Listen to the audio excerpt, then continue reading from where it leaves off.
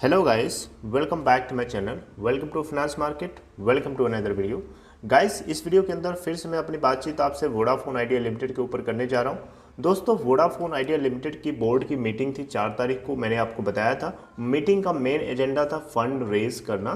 तो फंड को किस तरीके से रेज किया जाएगा, क्या उसके लिए अप्रूवल मिली है या नहीं मिली है, इसके ऊपर मैं आपसे बातचीत करूंगा। उससे पहले आपसे बात करना चाहूँगा दो बातों के ऊपर। पहली बात ये है कि आपको अगर ये चैनल पहली बार देख रहे हैं आप, तो प्लीज़ आप इसको सब्सक्राइब करके बेल आइकन को हिट कर लीजिए, ताकि आने वाले नोटिफिकेशंस की आपको जानकारी मिले और आप सबसे पहले उसे देख पाएँ। दूसरी चीज़ ये है, डीमेट या ट्रेडिंग अकाउंट ओपन कराना है तो डिस्क्रिप्शन बॉक्स में जाइए, वहाँ एक लिंक है, लिंक को क्लिक करके आप स्टॉक के अंदर अकाउंट ओपन करा सकते हैं। एक सिंपल प्लेटफॉर्म है। आइए अब बात करते हैं अपने टॉपिक की, Vodafone Idea limited. Vodafone Idea limited के बोर्ड की दोस्तों 4 तारीख को मीटिंग थी। उस मीटिंग में क्या कुछ हुआ मैं आपसे बात करूंगा। उससे पहले आपसे बात करना चाहूँगा फ्राइडे के दिन की क्या स्थिति रही। फ्राइडे के दिन 11.30 पे ओपन हुआ, वहाँ से लो नहीं बनाया और हाई बनाया 13.50 का। लोअर सर्किट बैंड 10.70 का लगा था, अपर सर्किट बैंड 13.80 का लगा था। आप देख सकते हैं अपर सर्किट बैंड के काफ़ी क्लोज है।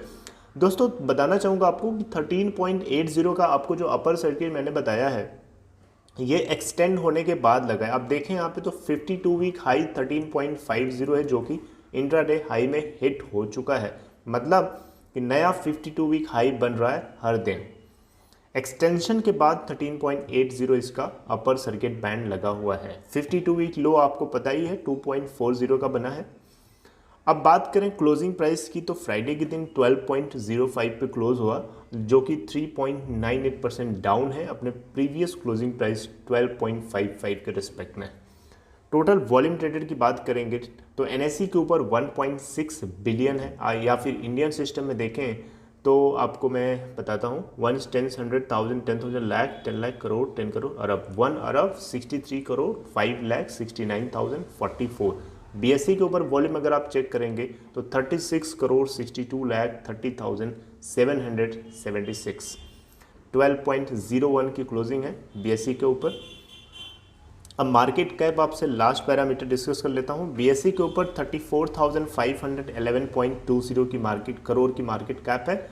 वहीं पे अगर आप एनएससी के ऊपर देखेंगे तो 34,626.14 करोड़ है। आप देख सकते हैं मार्केट कैप काफ़ी बढ़ता जा रहा है और बढ़ेगा भी, बढ़ना भी चाहिए। अब दोस्तों बात करते हैं वोडाफोन आइडिया लिमिटेड के बोर्ड ने क्या किया। तो दोस्तों देखिए, वोडाफोन आइडिया लिमिटेड के बोर्ड ने 25,000 करोड़ के फंड रेजिंग प्लान को लेकर के एक अप्रूवल दे दिया है, अप्रूव कर दिया है। 25,000 करोड़ रुपए की ये व्यवस्था करेंगे और 25,000 करोड़ रुपए ये किसी सिंगल एंटिटी से नहीं आएगा, बल्कि वो इक्विटी इंस्ट्रूमेंट और डेट इंस्ट्रूमेंट दोनों से मिला करके आएगा, ताकि ये कंपनी को जिंदा खड़ा कर सकें और जिंदा खड़ा करने के बाद इसके ऊपर और काम होगा, ताकि इसको बहुत हाई फंक्शनल बनाया जा सके। इक्विटी इंस्ट्रूमेंट्स आपको पता ही है, इक्विटी इंस्ट्रूमेंट्स मतलब इक्विटी मार्केट जिसमें हम लोग शेयर्स बेचते खरीदते हैं। डेट इंस्ट्रूमेंट्स भी बिल्कुल इसी तरीके की मार्केट होती है, जहाँ पे पर्टिकुलर एसेट होती है किसी भी कस्टमर, किसी क्लाइंट की हो सकती है, किसी इंस्टीट्यूशन की हो सकती है, जो किसी दूसरे बड़े इंस्टीट्यूशन को, जैसे कि मान लीजिए यहाँ पे वोडाफोन आइडिया लिमिटेड एक बहुत बड़ी कंपनी है, तो वो लोगों से एसेट्स को लेती है। एक कंडीशन होती है इस मार्केट में कि वो एक कॉन्ट्रैक्ट साइन करती है।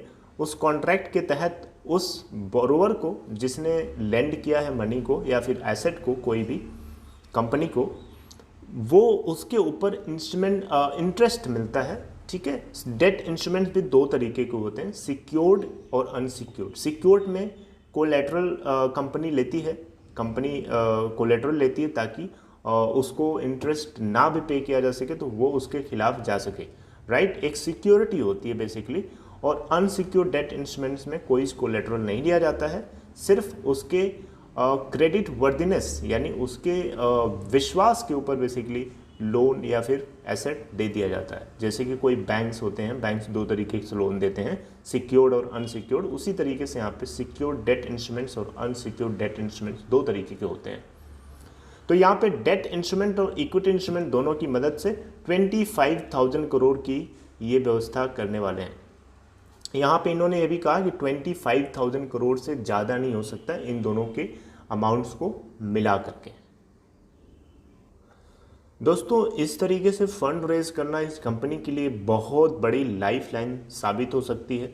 एक कैश स्ट्रैप्ड यानी कैश की कमी से जूझ रही थी, कैश की प्रॉब्लम से ये कंपनी जूझ रही थी, बहुत सारी प्रॉब्लम थी, सब्सक्राइबर बेस इसका डाउन जा रहा था, जियो को गेन हो रहा था, ARPU इसका जो है एवरेज रेवेन्यू पर यूज़र बेस डाउन जा रहा था, जियो का गेन हो रहा था। तो बहुत तरीके से इसको प्रॉब्लम झेलनी पड़ी है पिछले कुछ दिनों में, कुछ सालों में। ठीक है, 50,000 करोड़ के आसपास का अभी भी outstanding amount of AGR due है। तो एक बहुत बड़ा चैलेंज है, इस चैलेंज को बाहर फेंकने के लिए ये सारी व्यवस्था करी जा रही है।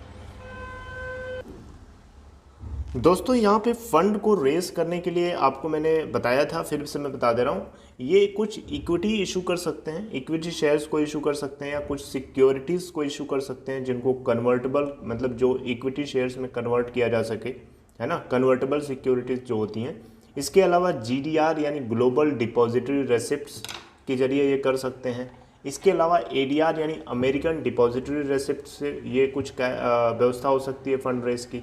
फॉरेन करेंसी कन्वर्टेबल बॉन्ड्स यानी FCCB जिसको बोलते हैं, यहाँ से भी हो सकता है, राइट।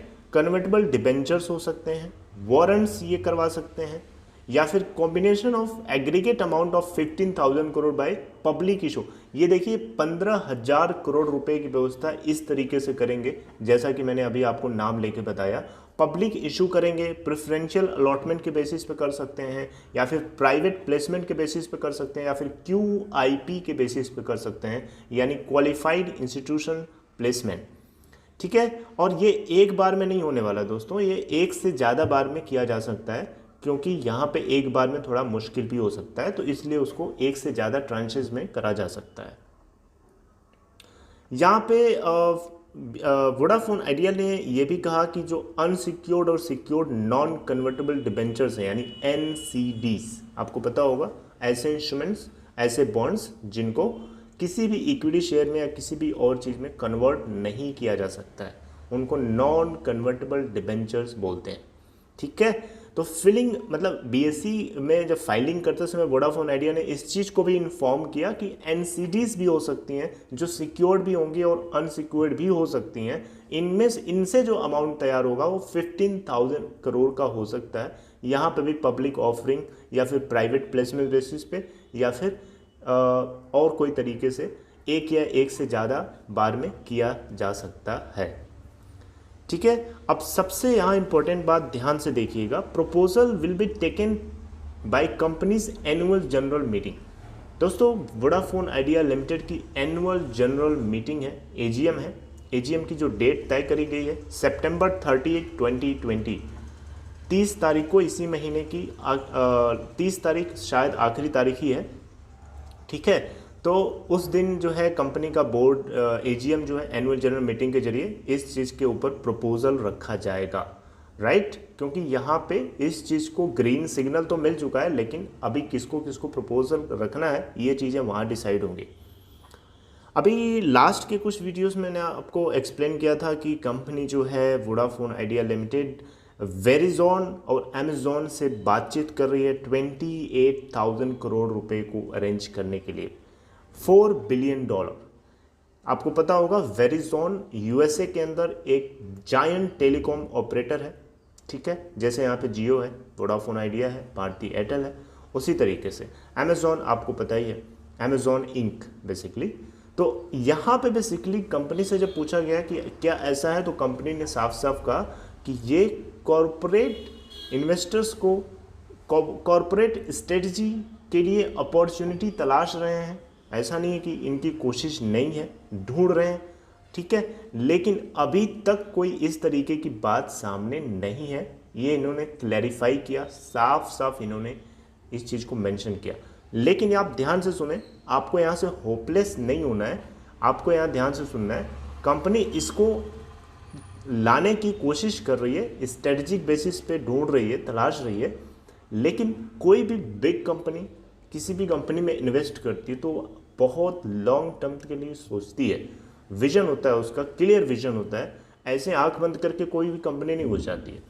तो यहाँ पे अभी आपको पता होना चाहिए कि VIL कितनी प्रॉब्लम से जूझ रही थी, और इतनी प्रॉब्लम से जूझने के बाद भी अभी जो इसको 10 साल का जो राहत, 10 साल का जो टाइम पीरियड मिला है, वो राहत जरूर है, लेकिन इतनी बड़ी भी राहत सुप्रीम कोर्ट ने ग्रांट नहीं करी है। 15 ईयर्स किया होता, 20 ईयर्स कर दिया होता डॉट के अकॉर्डिंग, तब मैं मानता, तब सब लोग मानते कि हाँ इसके लिए काफ़ी ज़्यादा सुप्रीम कोर्ट ने राहत जो है, रिलीफ पैकेज ग्रांट कर दिया, लेकिन ऐसा हुआ नहीं। तो यहाँ पे किसी भी अमेज़ॉन हो, चाहे वेरिजॉन हो, चाहे गूगल हो, कोई भी कंपनी अगर इसमें इन्वेस्ट करेगी तो वो थोड़ा देखेगी कि अभी इसकी परफॉर्मेंस कैसी है, क्योंकि इस कंपनी की ग्रोथ अभी किसके ऊपर बेस्ड है, अभी इसकी ग्रोथ टोटली डिपेंडेंट है on the services they provide, quality of the services they provide. अगर उनकी सर्विस में क्वालिटी आती है, पहले से बेटर क्वालिटी डिलीवर कर पाते हैं, इस सिचुएशन में इनकी ARPUs भी बढ़ जाती है, तो समझ लीजिए कि यहाँ पे इसमें कुछ इम्प्रूवमेंट देखने को मिलेगा। फॉरेन जो कंपनीज हैं, फॉरेन FDI है इसके अंदर, जो फॉरेन डायरेक्ट इन्वेस्टमेंट जो है वो भी बढ़ने लगेगा। ठीक है, तो यहाँ पे अब इंटरनली इसको मजबूत बनाने के लिए, बिल्ड करने के लिए ये कोशिश चल रही है ताकि इसको मजबूत कर सकें और 5G टेक्नोलॉजी को डेवलप करने के लिए इसको तैयार कर सकें, ताकि जियो से कंपटीशन तगड़ा बना रहे। दोस्तों आपको यहाँ पे एक चीज़ बताना चाहूँगा, एयरटेल ने कहा है कि वो अपने AGR ड्यूज़ को 3 साल तक नहीं पे करेगा। इसके पीछे की बड़ी खबर ये हो सकती है कि वो ऑलरेडी 41% का जो टोटल उसका अमाउंट है, उसका AGR अमाउंट, उसका 41% ऑलरेडी पे कर रखा है, यानी 18,004 करोड़। तो वहाँ उसका कहना है कि वो 3 साल तक नहीं पे करेगी और उसके बाद वाले टाइम से वो पे कर सकती है। इससे एक उसको फ़ायदा हो सकता है कि 8% का जो उसको इंटरेस्ट देना था स्टार्टिंग के 3 साल में, वो नहीं उसको पे करना पड़ेगा। ठीक है, तो ये यहाँ पे एयरटेल के लिए थोड़ा सा बेनिफिशियल है, लेकिन अभी उसके लिए चैलेंजिंग है आगे चल करके।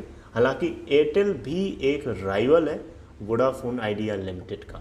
मैं आपको ये बात इसलिए बता रहा हूँ क्योंकि ये इससे जुड़ी हुई थी, और यहाँ से भी हमको सावधान रहना चाहिए कि वोडाफोन आइडिया लिमिटेड को यहाँ से भी इसको सावधानी रखनी है, यहाँ से भी इसको केयरफुल रहना है। एयरटेल उसका एक राइवल ही तो है, दोस्त नहीं है, राइवल है। ठीक है, तो we have to be careful from everywhere, every point, right. So Vodafone Idea Limited is ready to touch the sky. मेरे हिसाब से ये अपने बिजनेस को, अपनी स्ट्रेटजी को इम्प्रूव करने के लिए हर तरीके से कोशिश कर रहे हैं, और कोशिश बढ़ चुकी है, अब शुरुआत हो चुकी है, आग लग चुकी है। आपको धीरे धीरे अब देखना है और डरना नहीं है। हो सके तो ज़्यादा से ज़्यादा लोग इसमें सपोर्ट करें, और आप hope you know what I want to say. So this is all about this video, guys. If you liked it, please give a thumbs up. If you have to share your own idea, opinion regarding this, please do, and let me know in comment section. And lastly but not least, please, if you want to open Demat account or trading account, go in description box. There is a link. Click on the link and you can open your account in Upstock. Right? See you guys next time. Take care. Thank you.